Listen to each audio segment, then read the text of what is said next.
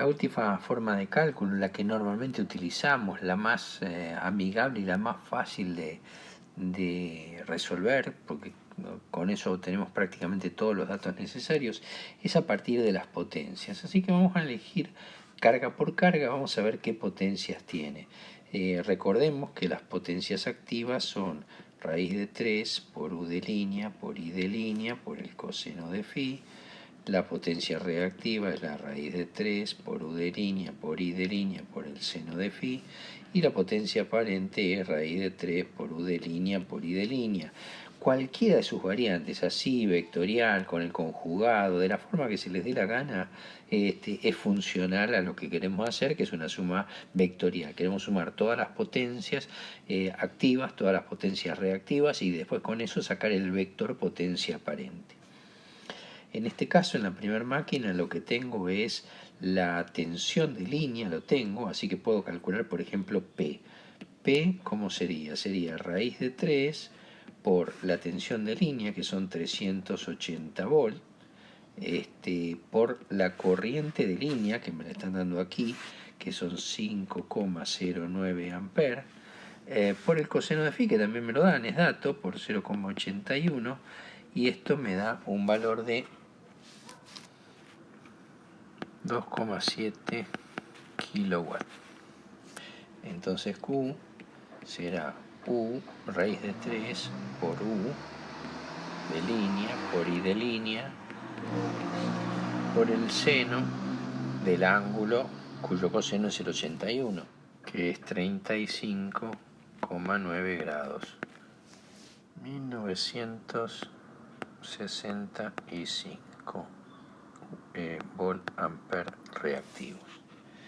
Así que me queda un vector potencia aparente que tiene 2,7 kilowatt más J 1,96 kilovolt ampere reactivo, y esto es lo mismo que poner 3,33 con un ángulo de 35,9 grados kilovolt ampere solos. Resumiendo, nos queda P y nos queda Q en kilovolt ampere reactivo y P en kilowatt. Esos son los dos datos importantes a tener en cuenta. Para la máquina 2, la verdad que sabemos que es una resistencia pura porque era un horno, así que Q es igual a 0 y P lo tenemos ahí, es la información que está en pantalla, 5,4 kilowatts, así que lo podemos poner de esta forma. Nos queda la máquina monofásica. Sabemos que en la máquina monofásica S es igual a U por I, así que ahí sabemos que S vale 2200. También nos dan la información de que P vale 1600. Entonces Q tiene que ser la raíz cuadrada de S cuadrado menos P cuadrado. Como les dije, con cualquier fórmula ustedes lo pueden resolver. A mí me dio 1500. Así que Q va a ser 1500 volt ampere reactivos. Estos son watts, estos son volt ampere. Podríamos verificar haciendo el vector, es decir, S me tendría que dar 1600 más J 1500. Siempre podemos verificar para ver qué ángulo me da, a ver si me da como nos daba en el otro problema. Si bien está redondeado, me da 2,19, es decir, casi los 2,2, 2,19, con un ángulo de 43,15. Podemos verificar, espiar qué habíamos hecho con el otro. Y ahí se ve que efectivamente la U por I, bueno, tenía que dar 2200 y el ángulo efectivamente está en 43,34. La diferencia que hay siempre tiene que ver o con los decimales que tomo o con la forma en que hago el cálculo, si lo calculé a partir del seno, del coseno, cuántos decimales tomé en la calculadora. Pero la verdad, estos valores realmente son muy parecidos al otro y el cálculo está teóricamente bien hecho. Queda afinar alguna puntería que no tiene ningún sentido siempre que sepamos que tenemos más o menos 10% de tolerancia en la tensión. Si se trata de compensar con estos valores así como están ya me alcanza. Si se trata de calcular efectivamente estas corrientes, entonces no, porque en todas las fases yo no tengo lo mismo. Estos dos son trifásicos, pero este es monofásico. Esto está en la fase S y esto está en R, S y T. R, S y T. Así que en realidad los valores que obtengo aquí los puedo dividir por 3 para obtener los que tengo en cada una de las fases, y acá hago exactamente lo mismo, lo divido por 3 y lo pongo en cada una de las fases, y este ya lo tengo en una única fase, así que puedo hacer la cuenta. Para calcular la potencia en la fase R, tomo entonces este valor de potencia, lo divido por 3, tomo este valor de potencia, lo divido por 3, y tomo este valor de potencia. Bueno, la verdad que la potencia en la fase R acá es igual a 0, porque esta máquina solamente tenía la potencia en la fase S, en la fase S. Así que este es el valor que voy a obtener para la potencia en la fase R, 2,7 kilowatts, que es un tercio de una máquina más un tercio de la segunda. Así continuamos con la fase S. Esta máquina tiene potencia en la fase S, la dividimos por 3. Esta máquina tiene potencia en la fase S, la dividimos por 3. Y esta máquina tiene potencia en la fase S únicamente. Así que va toda la potencia puesta allí, 1,6 kilowatts. El total me da este valor que está aquí, 4,3 kilowatts. Hacemos lo mismo con la fase T y revisen, van a ver que como esta máquina solamente está en la fase S, en la fase T da lo mismo que da en la fase R. Así que, bueno, nada, ahí está. Con el mismo método hacemos el valor de Q, poniendo aquí el valor de esta Q dividido 3.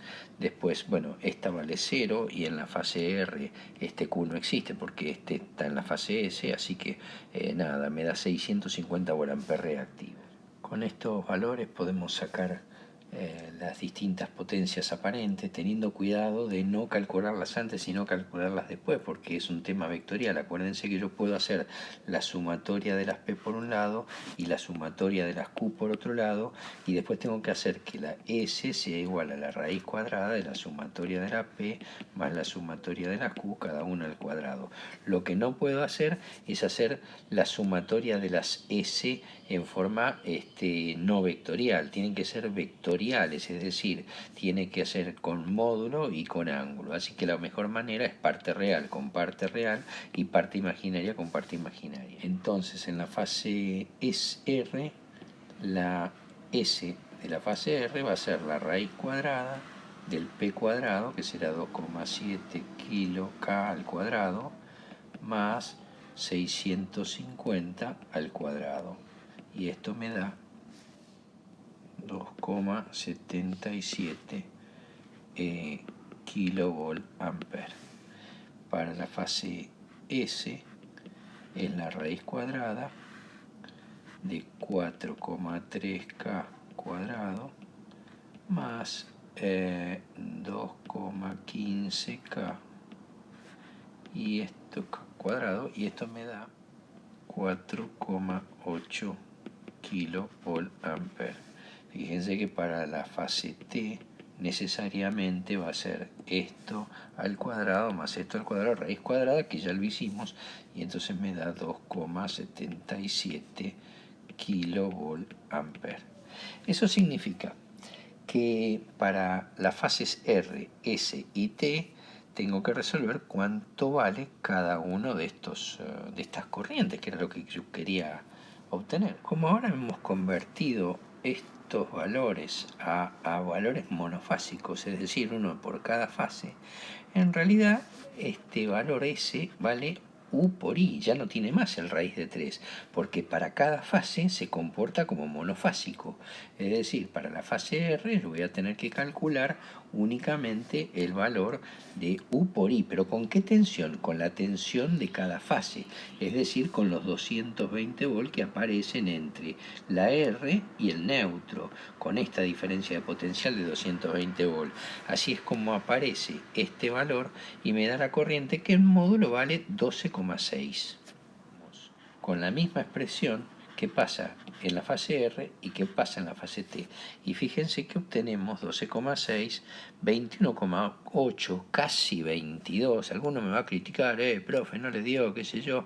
La verdad que este 21,8 y 22 es la misma historia. Y ¿saben qué? No se olviden, cada vez que yo estoy poniendo 220 bola acá, estoy errando porque ¿cuánto vale? Y vale 380 dividido raíz de 3. Y eso no es 220. Hay una pequeña diferencia. Así que estamos sumando una pila de errores. ¿Me importa? No, en absoluto, porque si estos son 22 amperes, es más o menos 10%. 10% son 2 amperes. Hasta ahí le puedo chingar, le estoy chingando por 0,2 amperes, así que está todo fenómeno.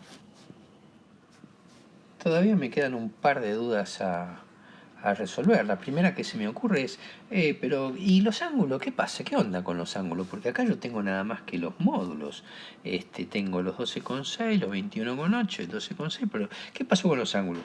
Los ángulos los saco como el arco tangente de Q sobre P, o como el arco coseno de S sobre P, bueno, de P sobre S. Bueno, ustedes eligen cómo, pero tengo todo. La verdad que tengo los Q y tengo los P, así que puedo perfectamente sacar cada uno de los ángulos. ¿Me hacen falta? La mayoría de las veces no. ¿Por qué no me hace falta? Porque a mí que me interesa saber qué corriente pasa por los cables. Es decir, ahora ya sé que tengo 12 amperes en el cable de la fase R, tengo 22 en el de la S. Profe, se comió el de la fase en el de neutro. ¿Cuánto vale el de neutro? No tenemos la menor idea. Habría que hacer la sumatoria de todos estos que están aquí con sus respectivos ángulos para calcular la corriente de neutro. Eso sería lo ideal. ¿Hace falta? Bueno, por ahí para ustedes sí, para mí no. ¿Cómo para usted no? Claro, mira. Resulta que, vamos a limpiar un poquito, resulta que esta máquina, la máquina 1, es una máquina trifásica, equilibrada, tiene las tres fases iguales, así que la corriente de neutro que aporta, yo ya sé que vale cero. En definitiva, puedo sacarla de mi cuenta. En la otra máquina también es equilibrada. La máquina 2 que tengo aquí es perfectamente equilibrada y también la puedo sacar de juego porque la corriente que aporta neutro es cero, sobre todo porque ni siquiera tiene neutro. Y entonces, y la verdad que cuando lo miro así, lo veo medio como diferente, porque digo, la corriente que va por la fase S, esta corriente que calculamos aquí, viene a lo largo de todo el cable y dobla y se mete acá, y esta es la corriente de esta máquina S, que entra a la máquina y sale seguramente por este lado, por eso me daba invertido en algún cálculo, y esta será la corriente de neutro, así que toda la corriente que entró por aquí sale por aquí. Moraleja, estos 10 amperes, que era la corriente que circulaba por la máquina 3, son los mismos 10 amperes que están acá.